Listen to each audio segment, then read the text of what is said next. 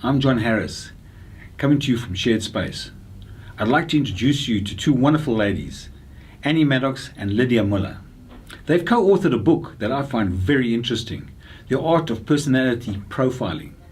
So let me ask you a question. Have you ever been to a sales meeting, a negotiation, a board meeting, and you felt not in control, or you're not really getting your message across? Look, here's a method of understanding the people, the personalities in front of you, and how you can go deeper and more meaningful with your communication. So here they are, Annie and Lydia. If you wish to persuade me, you must think my thoughts, feel my feelings, and speak my words. This amazing quote from Cicero, Roman philosopher Cicero, dates back to BC. And it never ceases to amaze me, the power that sits in this quote. If you wish to persuade me, you must think my thoughts, feel my feelings, and speak my words. So in other words, if you really want to get better results in your interactions with people, you need to understand their point of view, their position, and that will in fact give you an unfair advantage in the business that you conduct. What if we can show you how you can improve your interactions on a personal level, on a business level, in complex negotiations? And that's exactly what we do in our book. My name is Annie Maddox, and I'm one of the authors of the book called Art of Visual Personality Profiling. The book was co-authored by myself, Luke Walt, and with me in the studio today, Lydia Miller, who's going to help me really just take you on a short journey what you can expect when you go through this book. It's full of skills and full of tools for you to improve your interactions. Lydia, maybe if you can just give us a short introduction. What is visual personality profiling, and maybe touch on where does it come from? Thank you, Annie. One of my biggest obstacles in life was perception. I thought people think, act, and even make decisions like I do.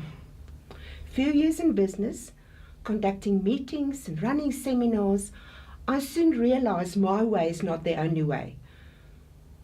So I start studying people.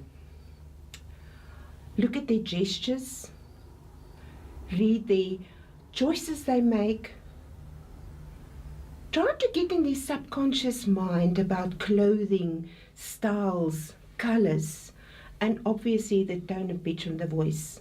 And it soon become clusters in personalities. I realized this is something huge, something different, something quick. So we put it into the working place. Soon clients came back and were overwhelmed with the accuracy as well as how easy it is to implement. This was the birth of the art of visual personality profiling. And what a journey it's been since birth. What a journey it's been. Yes.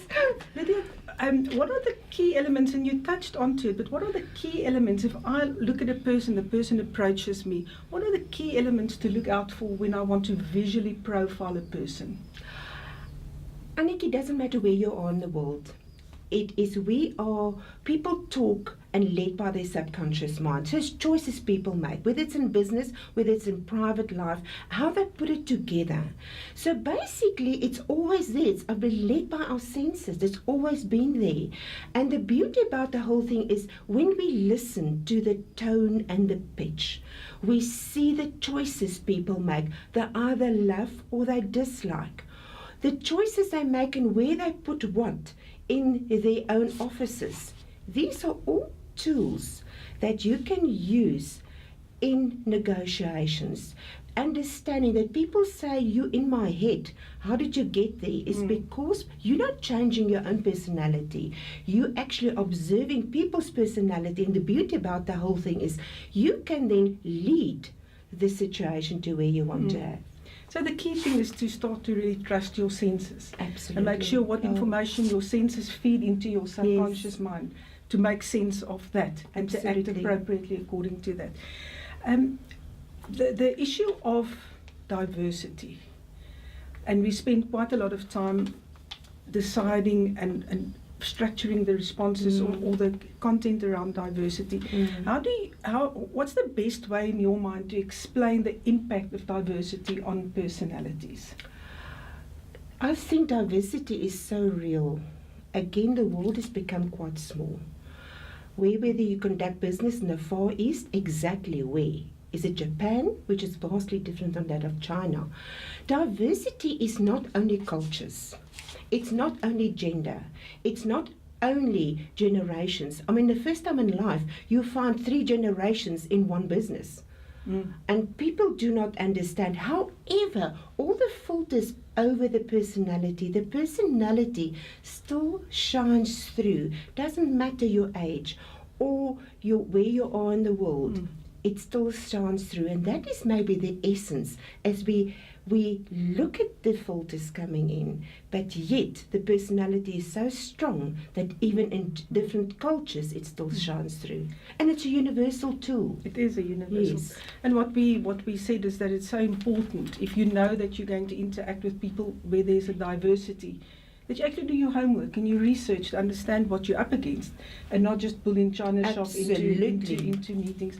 Maybe what will be of value if we can maybe pull this whole description and information that we've given into a bit more of a practical example. And I know that you've got some practical examples where you've worked with clients to change the results, to anticipate better results in their interactions. Why don't you just share your one good story that you had? I think we all got scenarios, and as complementing what you just said is understanding that we all differ, and complementing that you need to just do your homework. Understand that there's different personalities, different genders, different filters around a boardroom, for instance. This particular lady is a very well-known estate agent in commercial, and she had a battle because of her personality. She was a gentle type of person. She's quite social. She had a very lovely, warm personality. However, her colleagues and the CEO of the business never took her serious. Although she was quite successful, never took her serious. So she had quite a toffee to discuss with the board members, preparing her in a way of clothing, colours, give her a bit of coaching to lower the tone of her pitch, and armed her with files. So when she entered the boardroom, it was not a question of a handbag. She was armed with a few files. That means business. So when she approached, before she even opened her mouth, it was that of, take me serious. Please note. Please note. We plot out, I asked her where does she normally sit in the boardroom, and it was quite sadly in the corner. So we plot for her to sit on another chair. So as the people enter that particular morning, she was nested with files. I'm here for business. Needless to say, they took her serious. The outcome of that particular meeting was so positive and so successful. And I think that type of scenario, we're all having scenarios throughout the day, is to actually anticipate what could go wrong or what could go right, knowing your person, the people you are conducting the meeting with, reading the signs, reading their body gestures, reading the choices people make.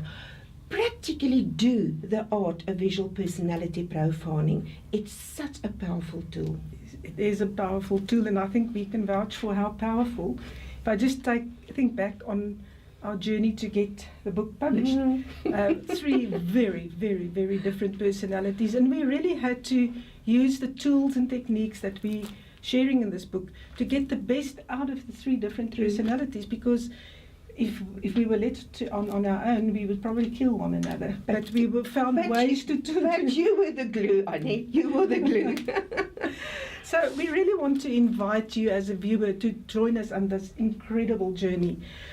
There's an interesting other statistic that I just want to share with you, is that 93% of our communication is in the non-verbal. Yet we focus so much on the actual words. What about the other ways that we show the world who we are and what we want? And this is really what this book is about. So we want to ask the viewers to join us on the journey. The book is available from the website of our publisher. It's called www.books-africa.com. Please note it's a .com site. And we also have a Facebook group where we will invite you to join us on the group, talk to us, interact, and we're available in your organizations to run workshops, to consult. So we're looking forward to have you as a passenger on this journey. Yes. So please join us. Thank you very much. Looking forward. Anything from your side, Lydia? No, buy it. It's worth it. Great. Thank you.